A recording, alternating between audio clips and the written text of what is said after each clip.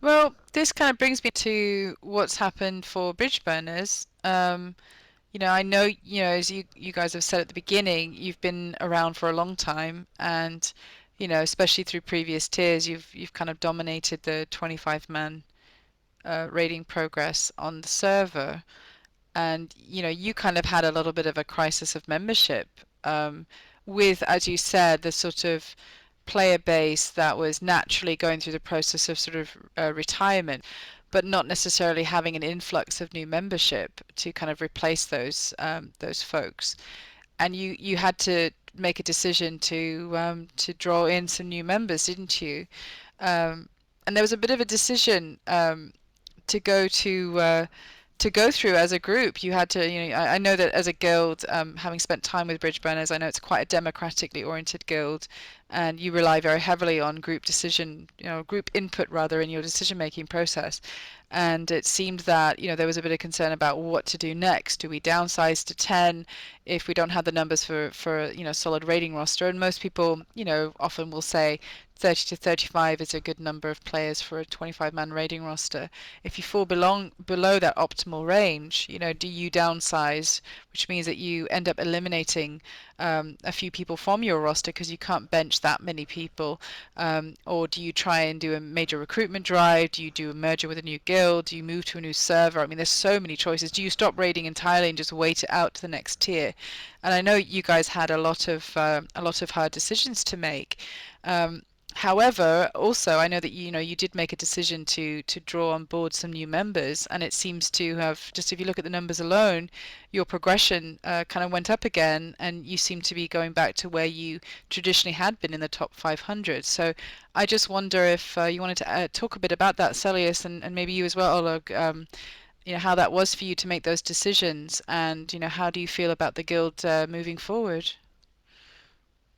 Sure. I mean, it was very difficult. I mean, I'm sure we're in a situation in a lot of guilds where we unfortunately suffered few retirements and people having to stop due to real life and what have you. And we were, as you say, left in the position where we had to make a decision if we were going to continue as 25 or look at scaling to 10 or any of the other options that you can have a look. So eventually essentially we reviewed what the membership we had available wanted to do, and the consensus was they wanted to continue as 25, and we were certainly lucky in the position that we had a 10-man guild of relative same possession that we knew quite well from social events and stuff, who were also having trouble numbers wise. So we looked at seeing if we could create a 25-man guild from the two of us together, and we were lucky, touch wood, that that's been working out very well, with both of us back on track in terms of making progression and able to raid, etc. So fingers crossed it can keep working into the future. Yeah, it's always, I mean, it's tenuous ground no matter what we do. I mean, as much as we talk about guilds, and one of the main things, I've been finding in my research, and maybe Martin's kind of observed this as well, is the idea of stability. And that's one of the sort of core values that you need. And in fact, if you do a cursory examination of people's sort of mission statements and their guild, if you look at WoW Progress, you can see, when people sort of advertise their guild or describe what their guild's like, and when they raid and all that, they usually, the word stability or stable comes up a lot, and that very idea of kind of keeping things going. But stability is a very interesting concept to try and maintain in an environment that is essentially elective and voluntary. We don't really, we're not, none of us are required to do this, and yet we stick with each other. We do our best to kind of maintain the atmosphere. The social side of things helps us develop an intense form of loyalty to not only what we're doing, but also the mission or ideals of whatever guild we're in.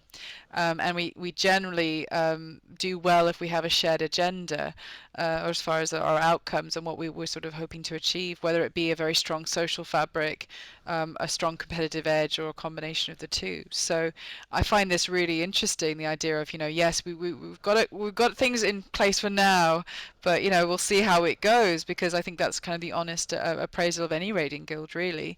And it's amazing how quickly some that seem to be very stable. I'll admit I was very surprised by what happened with For the Horde.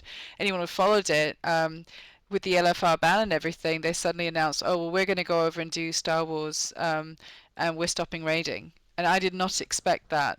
I knew that they'd struggled a little bit with their membership. I didn't realize they were going to just throw in the towel. Of course, they didn't. They came back and they've sort of resurrecting themselves. But it was very surprising that they did that. So it can be sudden. Olog, did you want to add to that at all, as far as how that was for you with Bridgeburners and the recent push and sort of seem to be pulling back from the precipice, as it were? Yeah, I agree with what you said about people like wanting stability, and when we were like figuring out whether we should downscale to 10 man or what we should do with the situation, and we involved the whole guild in that discussion, and I think the vast majority of our members wanted to stay 25 man instead of having a big change in the guild. Right, so we've kind of covered the fact that we all know, and this isn't any big news, that 25-man raiding is kind of, on the downward trend. And I think that that's happening for various reasons that we've looked at.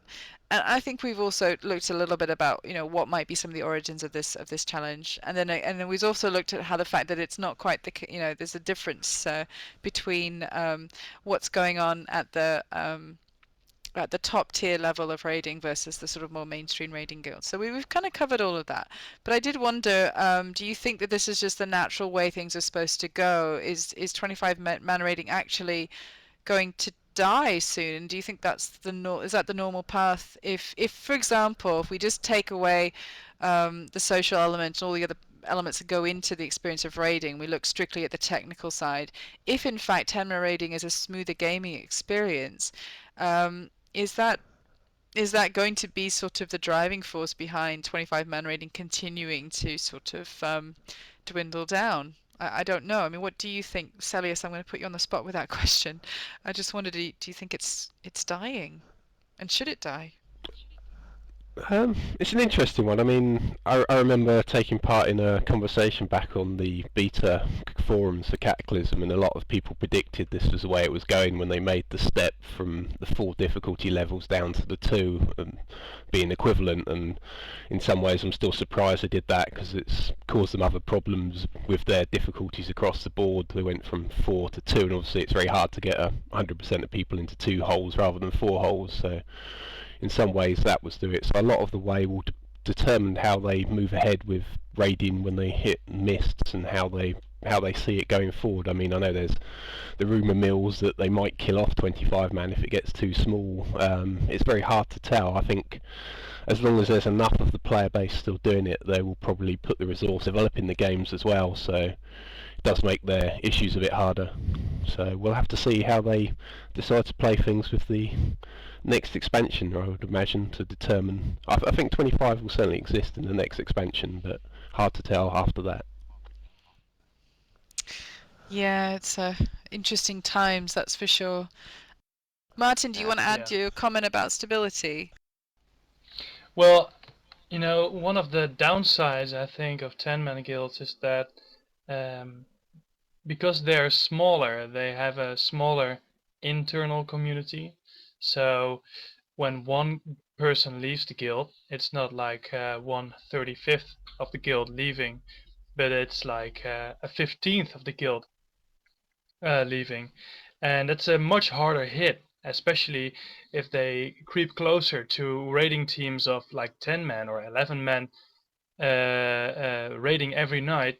One guy leaving, especially with class balance in the picture and raid composition, can be a really hard blow. So I think that 10-man guilds in general are much more volatile than 25-man guilds.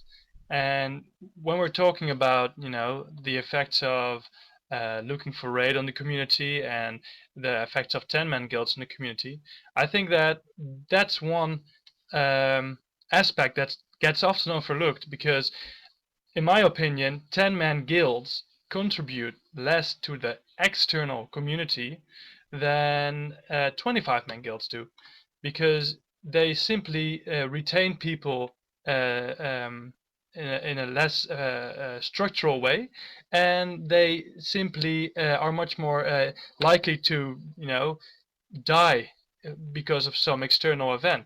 And well, if you look at that in a larger perspective, if the game is going to move towards 10-man guilds in general, then I really have some questions about what will happen to the community in the future and what this means for WoW, not as a raiding game or a game like a gameplay kind of game, but what will it mean for WoW as a social scene, as a game where people come to hang out with their friends and everything.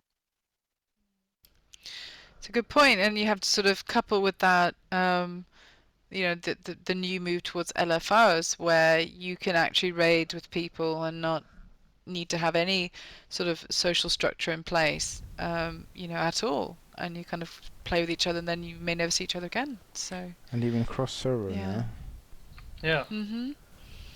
It becomes a lot more impersonal, and at some point I think many people in my research have said, in response to the question what keeps you in the game, especially those people who have been playing for years and years and years, which are incidentally also the people who are going to stay when things are going to be a bit worse. Those people all answer, I've been staying here because of the people, because of my guild. It's just what you said before. When people refer to their guild, they express a really strong sense of loyalty.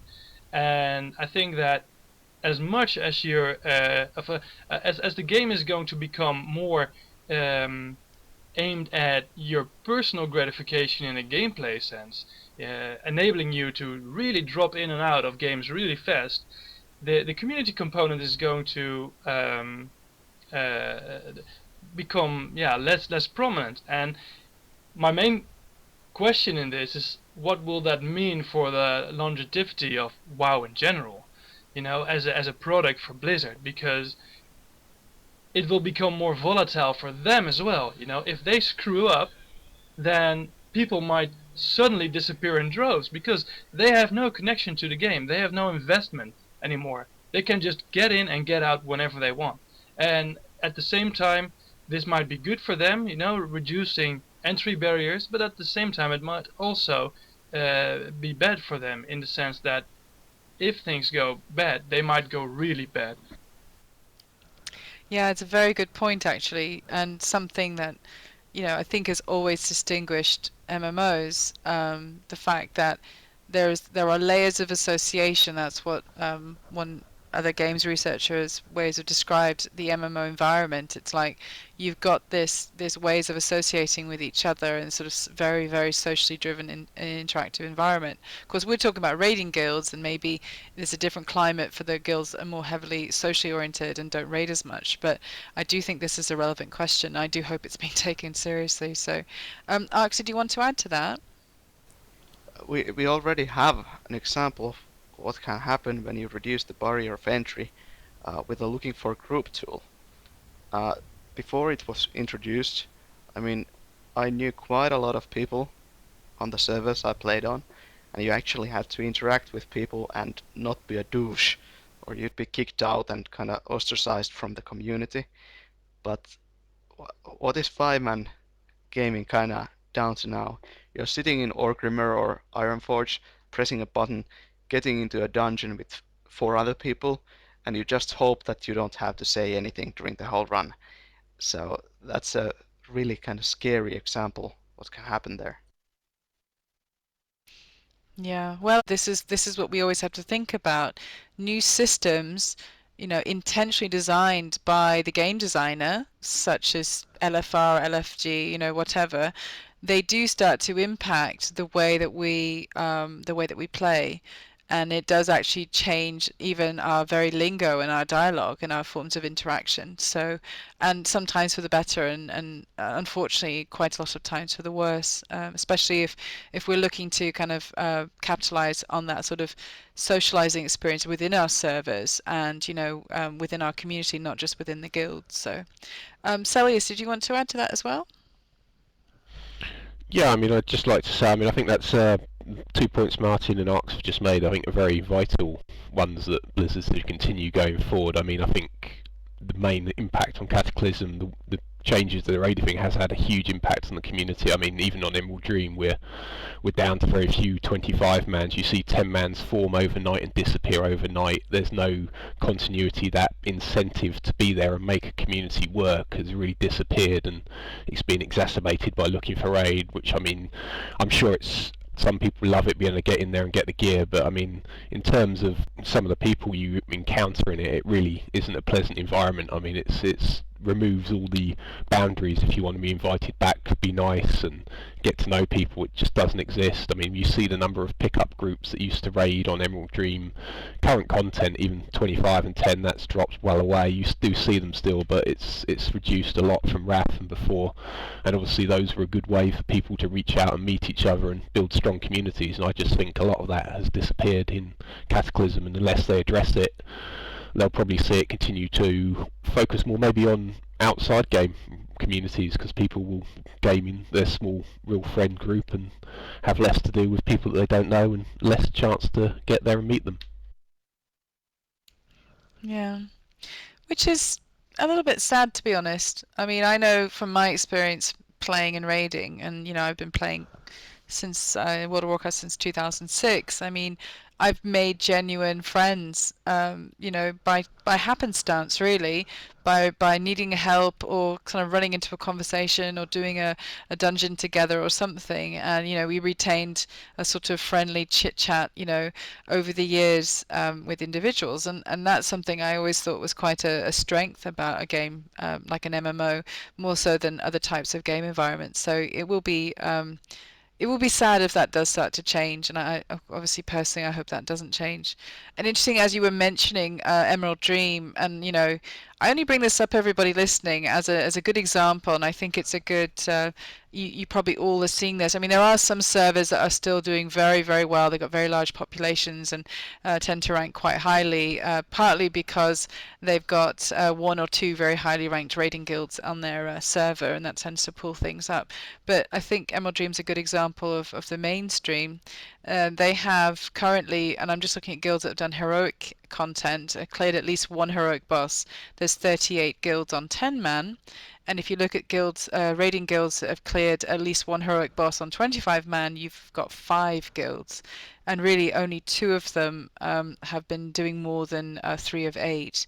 So that is a fairly significant difference between 25 and 10 man. And I have a feeling that a lot of you out there listening are seeing a similar trend on your servers. So it's a sad state of affairs if you are interested in 25-man raiding guilds and seeing that continue.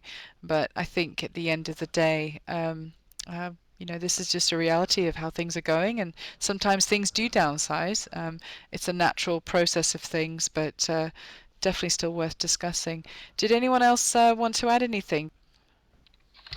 Well, perhaps No? just that, I've been talking about the downsides of this to the social scene, but I think that in general, if this keeps going, we'll be seeing a more like a battlefield or a modern warfare like community where there are still very much very strong social ties and guilds and clans and all kinds of associations that are worthwhile, but in a sense it will just be different. And what Celeus touched on earlier is that different generations of gamers will value different things, and if we're looking towards the future and we're looking towards people who are growing up playing stuff on their Xboxes right now, then this might actually be the best thing for Blizzard to do, just hooking into what's the dominant multiplayer gaming paradigm right now. It's true. I mean, they do have to think from a pragmatic standpoint, don't they? I mean, a subscription-based product needs to, retain its viability for, longer than, a single-player game that has 100 hours worth of gameplay in it. So they do have to think about things from a very different perspective and try and anticipate those that are coming into the game, and then those that are sort of naturally progressing out of it, which of course will happen for something that's which for a persistent game environment like World of Warcraft. So Celeus made an interesting point because we have our sort of concurrent chat channel here, and I'm going to single you out to sort of elaborate on this a bit. You were sort of saying in connection to the idea of is it natural for 25-man rating to die, and the player, with things sort of changing there, and you were mentioning that the aging player base is impacting the change in our approach to raiding. You want to talk about that a little bit? Sure, I mean, I sort of, obviously as well gets a bit older and it's a thing, I mean, like you said, it's reaching 7 years old, you're going to see the players who started naturally reaching an end point due to real life or what have you. And I think a big factor that hit Cataclysm was, although you saw quite a few people retiring, it was also there's no one, the people who picked up and played it during Cataclysm aren't really sort of coming through to replace people who stopped 25-man raiding, because they're not really introduced to it at any sort of level. They're introduced to 10-man because obviously that's the sort of easier to get into with the size and what have you, and most people's only 25-man experience will come from something like LFR, which generally most people wouldn't call a positive experience. So I think it's very hard to get people who've just started the game into the 25-man. So unfortunately it's sort of on the downward slope. I'm not really sure how it's going to be arrested if that continues, because I can't see how you're going to keep filling it up. I think that the 25-man guilds will keep sort of consolidating until a certain point. So we'll have to see what happens there. Alex, do you want to add to that? I haven't really been like digging into the games that have been coming up, but my impression is that there really is no alternative to competitive raiding in any game pretty much besides World of Warcraft, and at least not a serious like platform that you could do it on. And Yeah.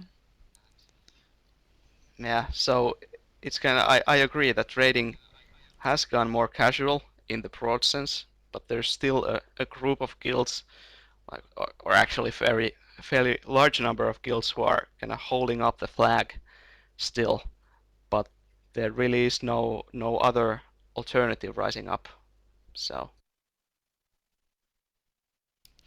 Yeah, it's an interesting point because you have a lot more in esports with new types of games and ways to kind of compete on that level. There's been a few new introductions of games there, but you're right, we're not really finding the same kind of pursuit. But I wonder if that's also partly because World of Warcraft has so totally dominated the MMO scene for so long on size and scale, and I think inevitably that sort of helps develop the raiding culture and the raiding community to allow for those sort of, as you say, those holding the flag and sort of marching forward with the competition. But I don't know if any of you guys have been following. I know that I have been following, and I've actually gotten involved with it and did a live stream with the guys, or sort of what I can only call a sort of an attempt at live streaming last weekend. Over at the site Mana Flask, they decided, because if anyone knows about Mana Flask, a lot of the guys who actually started it come from Nihilum and SK Gaming and Insidio, and that's sort of what. And then as it evolved, it sort of added on other guilds and kind of just turned more into this community site. And actually, Nihilum was really the sort of original World of Warcraft community site, especially from the EU side. And if you know anything about raiding, you know that they really dominated the raiding scene in the early days. And they started a new raiding guild. They decided to go back and see what it was like to raid at the vanilla level, and the vanilla is really level 60 raiding, back at the beginning of raiding for World of Warcraft, when they were bigger size raiding groups, and it was a very different experience. And in the experience of playing on not only the fact of the size and scale and the experience of it, but people were using less add-ons. There was less technology that had been developed, less software. Things actually were a bit probably less smooth than they are nowadays. The encounters probably weren't quite as sophisticated as we see nowadays, but there's also a bit of nostalgia that's attached to raiding like that. And on some level you think, well, you can't really go back, you can only really go forward. But on some level it seems like as long as these experiences are here for us to experience, we could probably always raid a certain sizes if we really want to. Although ironically, the Manifest Guild did a Molten Core run last weekend, and they only took 14 with them to clear the whole area, and they think they could have done it with less than 10. So obviously it's not even the same. Even if you take level 60s, it's not going to be the same experience. But I do think that these kinds of attempts to kind of reclaim or recapture those experiences of raiding at different times and in different ways is kind of part of our historical heritage, if you like, as raiders, and perhaps is another way that we can kind of keep things. So even though the game itself, design ways, may be pushing away from certain styles of playing, perhaps it's also in our power to kind of try and control that and sort of drive the agenda, as it were. So I don't know. I know I'm kind of not going off point, but I kind of wanted to raise the issue of nostalgia, and does that sort of feed into our desire to stay at a certain size, of raiding, and perhaps those groups that prefer to try and retain the 25-man raiding size, they also have that benefit of remembering what it was like to raid at the bigger sizes, even if you raided with, say, EverQuest, for example, where it was even larger raid groups, and enjoying that feeling of scale. Whereas a brand new player that's coming into the scene, as you were saying, you'd be very loath to show the game to a brand new player, would have a harder time with 25 because of the performance problems on the computer, as compared to trying to do it, with a smaller group. And I just wondered if any of you guys wanted to add into that, or sort of talk about this notion of nostalgia mixed in with raid size, and the idea that when we did it on the bigger size, it was better, and then maybe that gives us this idea of it being more epic and more significant. I don't know. So, did anyone want to add to? I think the issue with nostalgia is that it's nostalgia, and a lot of people use that word without actually realizing what they're dealing with. It's the same as the experience people have when they hear a certain song on the radio, and you suddenly get all excited, and it makes so much sense to you in a way that only makes sense to you. And why is that? Because it triggers a certain memory with us. It triggers a memory of a time when you had a very positive experience, and that song was in your memory, was coupled to it. So every time you hear that song, you think back to that time, and that becomes part of your experience with that song. And it works for smells as well. I mean, people respond to smells in a way that's, well, unsurpassed by many things. So it works the same for rating, in that when we think back about the time when WoW was just new, it's often that we don't really long for the time, for the way the game was back then, but rather for the way we were back then and in which situation we were. I mean, we're talking about like almost 7 years back now. And I think in many cases that means people were perhaps in a time when they were having tons of time to play, everything was possible, we were all a little bit more ignorant about everything, so there was more magic involved, if that's a word you want to use. So it's really about the situation people were in back then, and that's really coloring the way people are remembering this.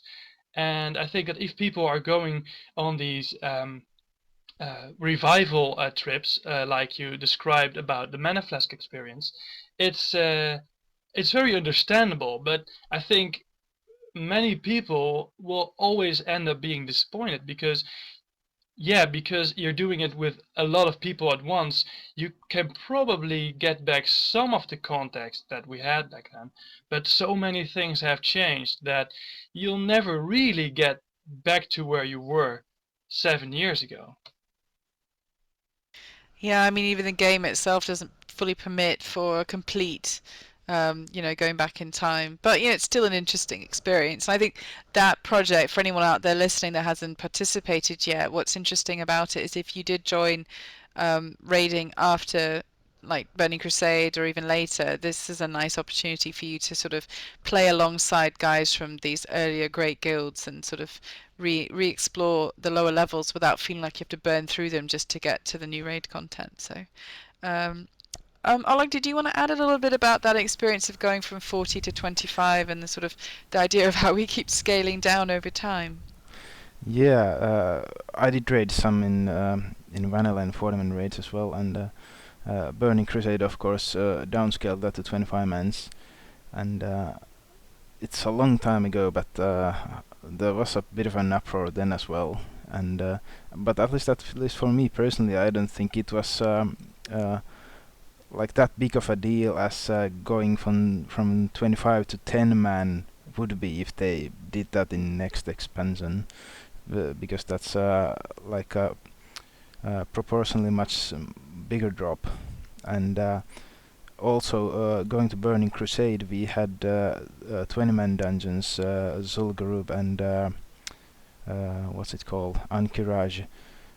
So we kind of knew what we were getting into, since 20 is almost or quite close to 25 man.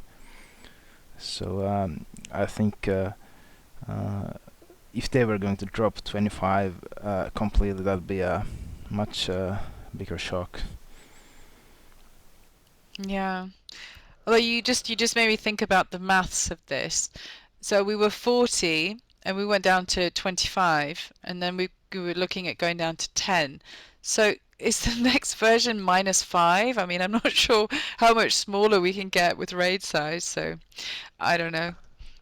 That was a joke, by the way, guys. So it's hard to get anyone to. I didn't laugh at Alex's joke, so no, there we go. No one's gonna laugh Yeah, at my joke. this was so. my revenge. Yeah. We can all laugh now, okay, and I'll edit them so after the joke. that's true. Yes, add in the laugh, some fake laugh. Actually, that would be even better. What is this Fox News now, or what?